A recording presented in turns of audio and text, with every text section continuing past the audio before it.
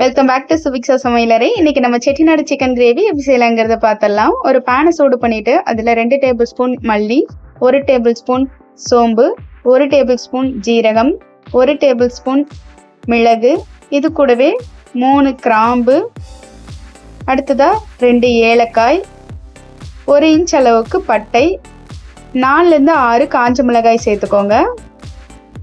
இது எல்லாத்தையுமே நல்லா ட்ரை ரோஸ்ட் பண்ணிக்கலாம். நான் காஷ்மீரி சில்லி எடுத்திருக்கேன். அது கலர் தரும், காரம் கம்மியாக இருக்கும். இப்போ இது நல்லா வறுபட்டு வந்ததும் இதில் 4 டேபிள் ஸ்பூன் அளவுக்கு துருவின தேங்காய் சேர்த்து நல்ல கலர் மாறி வந்ததும் ஸ்டவ் ஆஃப் பண்ணிவிட்டு 1 டீஸ்பூன் அளவுக்கு கசகசா சேர்த்துட்டு இதை நல்லா ஆற வச்சு இதை ஒரு மிக்சி ஜாரில் மாற்றி தண்ணி சேர்க்காமல் நைஸாக ஒரு டைம் அரைச்சி எடுத்துட்டு அடுத்து கொஞ்சமாக தண்ணி சேர்த்து நல்லா பேஸ்ட் பண்ணி எடுத்துக்கலாம். இப்போ ஒரு பேனை நல்லா சூடு பண்ணிவிட்டு 3 டேபிள் ஸ்பூன் அளவுக்கு எண்ணெய் சேர்த்துடலாம்.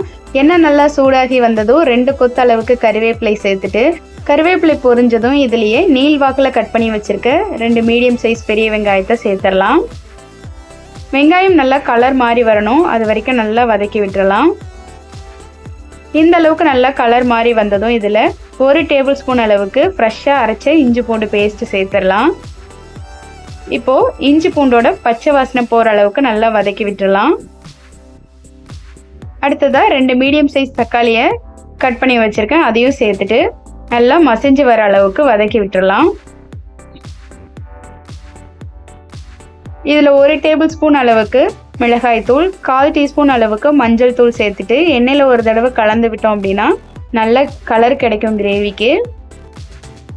அடுத்ததாக 1/2 கிலோ அளவுக்கு சிக்கனை நல்லா க்ளீன் பண்ணிட்டு வச்சுருக்கேன், அதை சேர்த்துட்டு 1 நிமிஷம் வரைக்கும் நல்லா எண்ணெயில் வதக்கி விட்டுடலாம்.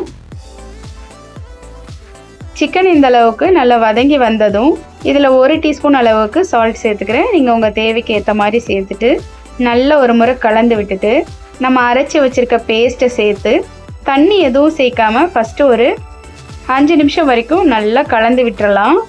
லோ ஃப்ளேமில் ஸ்டவ்வை வச்சு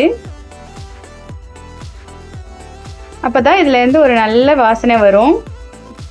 5 நிமிஷம் நல்லா பச்சை வாசனையெல்லாம் மசாலாவில் இருந்து போனதுக்கப்புறம் 1 கப் அளவுக்கு தண்ணி சேர்த்து ஒரு டைம் நல்லா கலந்து விட்டுட்டு இது நம்ம மூடி போட்டு மறுபடியும் ஒரு மீடியம் ஃப்ளேமில் 5 நிமிஷம் வரைக்கும் வேக வச்சிடலாம். அப்போது 5 நிமிஷத்துக்கு அப்புறம் சிக்கனும் நல்லா வெந்துட்டு எண்ணெயெல்லாம் பிரிஞ்சு நல்லா சூப்பராக கலர்ஃபுல்லாக நம்ம செட்டிநாடு கிரேவி ரெடி ஆயிரும். கடைசியாக மல்லி இலை தூவிக்கலாம்.